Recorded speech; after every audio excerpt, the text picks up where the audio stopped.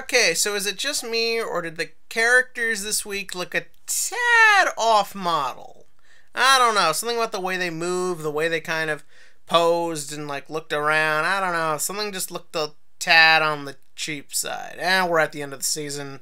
Gotta cut some budget around somewhere. Anyways, so this week also, if doing that had anything to do with why we got that freaking hilarious scene with Asuka, it's worth it. Anyways, so this week, we got the Aichi Ibuki fight, and if there's one thing I took away from this fight, one thing at all, besides the leaders are annoying, it is that Ibuki is one angry-ass motherfucker.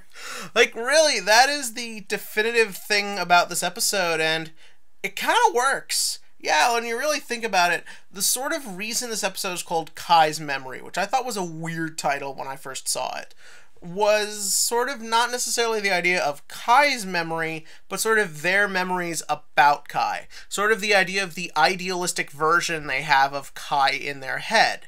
And that is this idea that Kai for Aichi and Ibuki is sort of this fixed point. He was a big influence on their lives, he sort of changed the direction of their lives, and rather necessarily good or bad, Kai is one of the most influential people on them. Now for Aichi, he chose to take Kai's influence and be constructive. He started putting himself towards the goal. He started not necessarily always thinking about how miserable he was, sort of how to better himself, if only through Vanguard.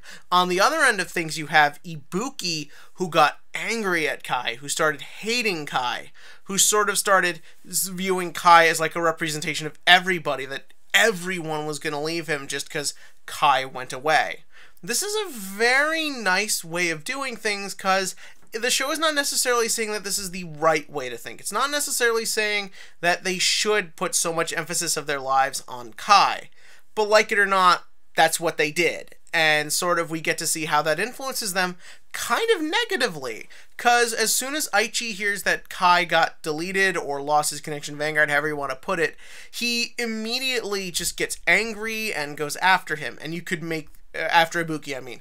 And you can make the argument that this is because he's being influenced by the Psyqualia stuff, and I definitely think that is a part of it. As we've seen, being a Psyqualia zombie sort of increases a person's negative emotions and takes away a lot of their inhibition and just sort of pushes them in the direction to be darker and want to use Vanguard more destructively.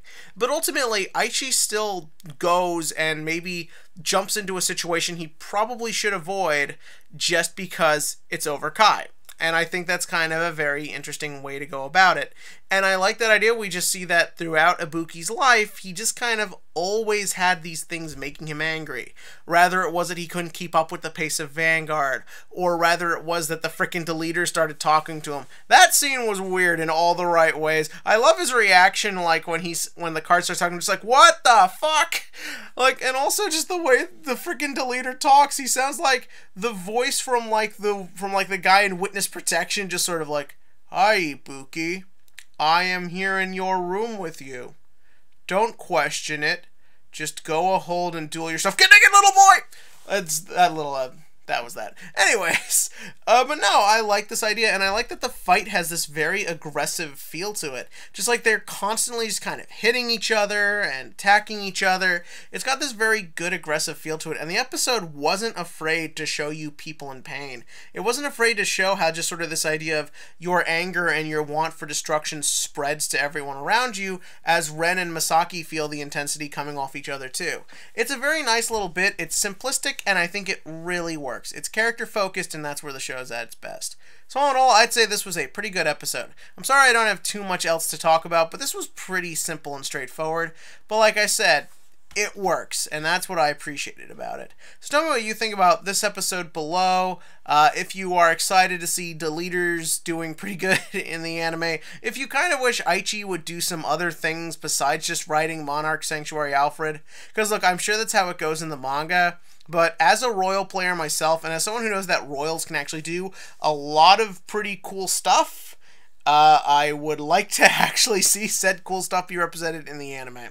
But tell me about all that below. And as for the Vanguard question of the week, now this is very personal, but I believe it was yesterday, we got our first look at the next Asia Circuit Extra Booster.